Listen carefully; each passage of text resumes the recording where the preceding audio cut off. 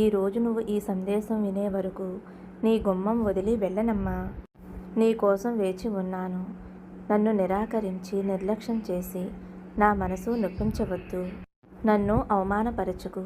నీకు ఏమాత్రం ఈ సాయి తండ్రి మీద నమ్మకమున్నా, భక్తి ఉన్నా ఈరోజు నా మనసుని బాధ పెట్టవద్దు. నా మనసుని గాయపరచవద్దు.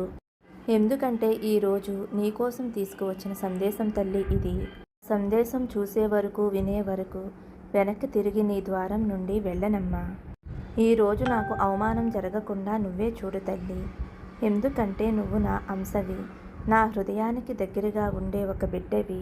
కానీ నువ్వు ఆ విషయాన్ని గుర్తించలేకపోతున్నావు, గమనించలేకపోతున్నావు. ఈ సాయి తండ్రిని అర్థం చేసుకోలేకపోతున్నావు. నన్నే నిందిస్తున్నావు, నన్ను దూషిస్తున్నావు. కోపం వచ్చినప్పుడు మాటలతో నన్ను కూడా బాధ పెడుతున్నావు. అందుకే ఈరోజు నీతో మాట్లాడాలి అని వచ్చాను.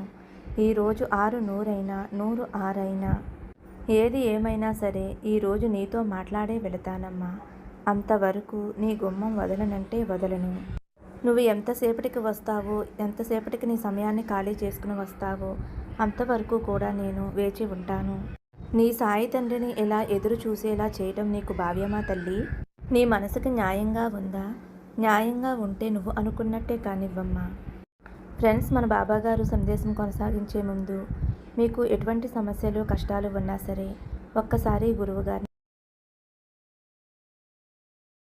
చేస్తే మీకు బాబాగారి ఆశీస్సులు అతి త్వరగా దొరుకుతాయండి. ఇంకా మన బాబాగారి సందేశానికి విషయానికి వస్తే, బిడ్డ, నువ్వు ఈరోజు నా సందేశం చూసే వరకు ఏది ఏమైనా సరే నీ ద్వారం నుండి వెనక్కి తిరిగి వెళ్ళనమ్మా. నాకు అవమానం జరగకుండా నువ్వే చూడు. ఎందుకంటే నువ్వు నా అంశవి, నా శక్తి నీలో ఉంది.